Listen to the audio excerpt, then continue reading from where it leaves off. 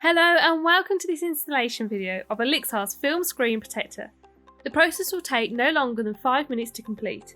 Before applying, I would always recommend turning off your phone, just so the display doesn't keep activating during the application. I would also suggest removing your fingerprint and then reapplying it after the film has been placed.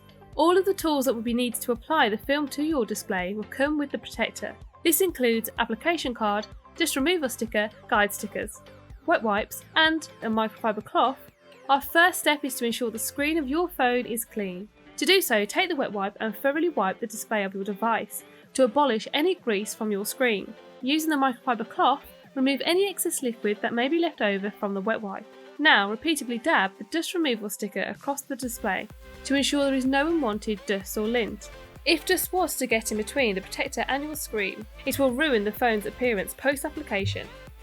With this done, we can now turn our attention to applying the film. Pull back the tab that is labelled 1. By doing this, you'll expose only a small amount of the adhesive. Carefully match up this area to the top of your handset. Use the front camera lens to help you.